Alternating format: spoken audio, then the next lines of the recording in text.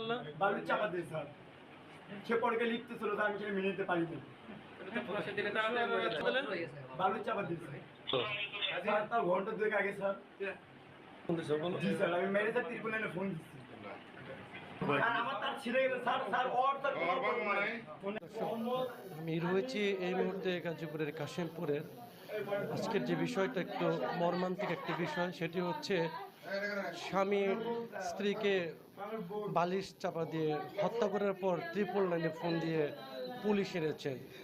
দর্শক, আমি যদি একটু দেখাই যে এই মুহূর্তে যে যে স্বামীটি তাকে মানে বালিশ চাপা দিয়ে মেরেছে, তার যে অবস্থা সেটাতে 2 বছরের একটি বাচ্চা এবং 2 মাসের একটি বাচ্চা কিন্তু রয়েছে এই মহিলাটির, যাকে মেরে ফেলা হয়েছে।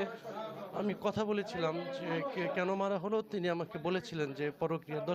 দর্শক একটু দেখায় যে এই মুহূর্তে কিন্তু যে এই স্বামী কিন্তু তাকে তার স্ত্রীকে গলা যে মুখে বালিশ চাপা দিয়ে হত্যা করেছে আরও এখন থেকে প্রায় 1.5 ঘন্টা আগে, এমনটি কিন্তু বলেছিলেন। দর্শক, একটি 2 মাসের একটি বাচ্চা তার কাঁধে। এবং আমি একটা বিষয় জানিয়ে রাখি যে মেরে ফেলার প্রায় 1-1.5 ঘন্টা পরে কিন্তু ট্রিপল লাইনে ফোন দিয়ে পুলিশ এনেছে যে তাকে যে মেরে ফেলেছে। আমি একটু জানবো আসলে আপনার স্ত্রীকে আপনি কেন মারলেন, কখন মেরেছেন?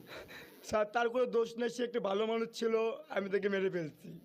তার মরদ দেয় আমি, তার মরদ দেয় কেউ নয়। দর্শক, অত্যন্ত কষ্টের যে একটি বিষয়, তিনি বলেছিলেন যে তাকে তার স্ত্রীকে সে মেরে ফেলেছে এবং আর কোনো কেউ দোষ নেই, এমনটি কিন্তু বলেছিলেন। তবে 2 বছর এবং 2 মাসের যে দুটি শিশু রয়েছে, শিশুটুগুলো দেখেছিলাম যে তার মৃত মায়ের পাশে বসে তাকে মা মা করে ডেকেছিলেন এবং কান্না করেছিলেন, এমনটি কিন্তু আমরা দেখেছিলাম। তবে এই মর্মান্তিক ঘটনায় আমরা থানা পুলিশের সাথে কথা বলেছিলাম, তারা কিন্তু আমাদের